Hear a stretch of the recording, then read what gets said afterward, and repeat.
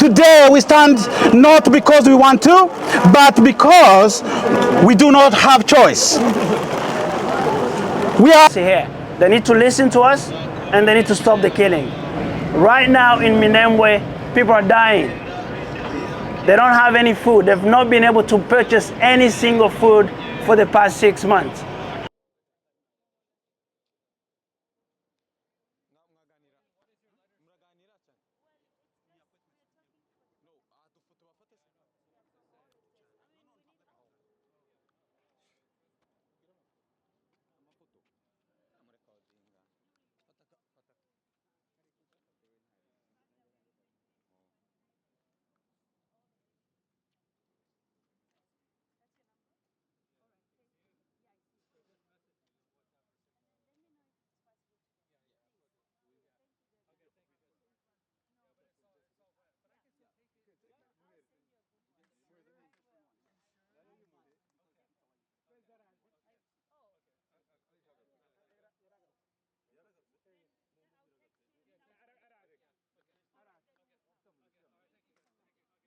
distinguished leaders of the United States of America, representative of U.S. Department of State, members of international community, friends and fellow Americans.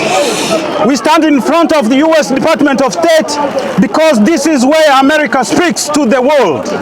This is where policies are shaped, where values are defended, and where leadership can choose to protect human life or remain silent. We stand here because United States of America has always said that human rights matter. We stand here because United States of America has said that freedom matter, that no one should be persecuted because of who they are. And today, we are here to ask a simple question as Banyamulenge and Tutsi community in DRC Congo. Do those principles include us? Today, we stand not because we want to, but because we do not have choice. We have been told that agreement has been signed here in Washington. Agreement have been discussed in Doha.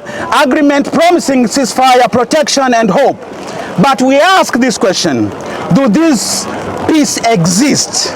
Because on ground in Eastern Congo, there is no ceasefire. Banyamulenge and Tutsi community in DRC are still being bombed. There is no protection. There is only fear. While papers are being signed in conference room, our people in Minembwe and Masisi are being buried. While leaders are shaking hands, families are running for their lives.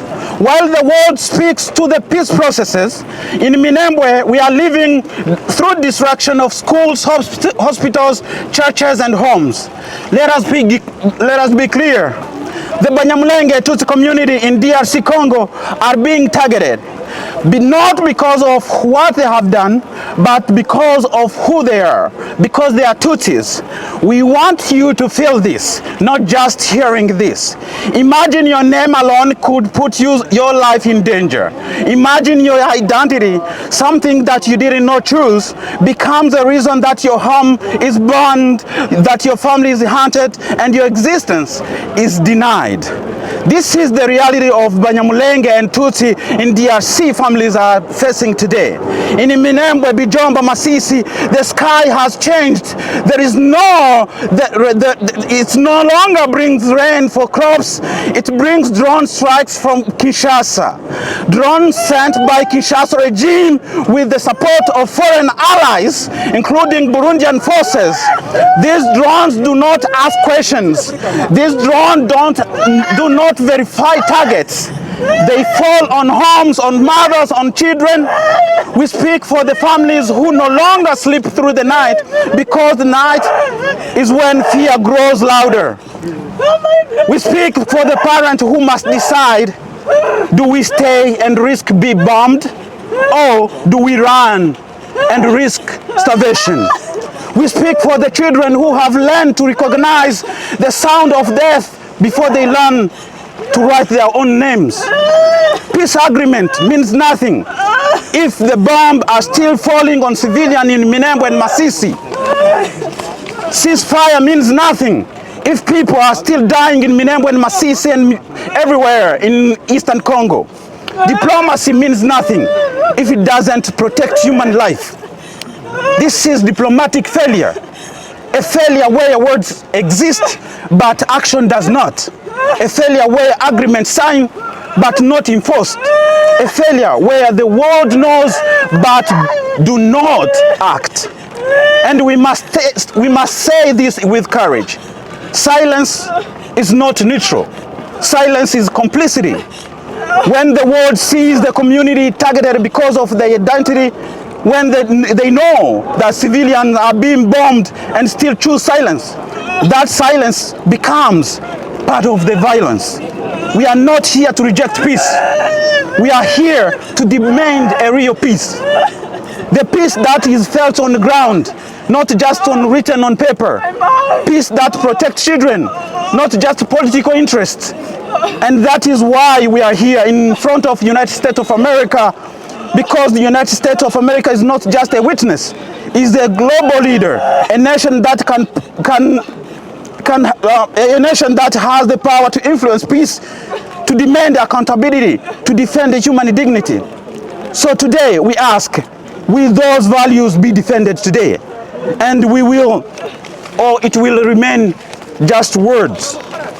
United States of America can act to demand accountability from the Kinshasa regime and its allies to ensure the ceasefire agreement are respected by Kinshasa regime and apply diplomatic pressure to stop attacks on civilians in Minembwe and Masisi, condition partnership on the protection of human life, and stand clearly and publicly against identity-based violence. Because if agreements signed do not protect lives on the ground, then what do they really truly stand for? Distinguished leaders of United States of America, representative of US State Department, imagine signing a peace agreement and your parents are still looking up in fear, waiting for the drone above their homes. Imagine hearing promises to protect while your village is burning. Imagine being told to trust diplomacy while your people are being disappearing just because of who they are, because they are Tutsi. Would you accept that peace? We are not asking for sympathy. We are asking for accountability. We are asking for action. We are asking for protection. Because today it is Banyamulenge. Today it is the Tutsi community in DRC. But tomorrow, if silence continues, it could be anyone. We refuse to accept a peace that does not protect for our families. We refuse to accept a diplomacy that is ignore our sufferings. We refuse to disappear quietly just because we are minority Tutsi.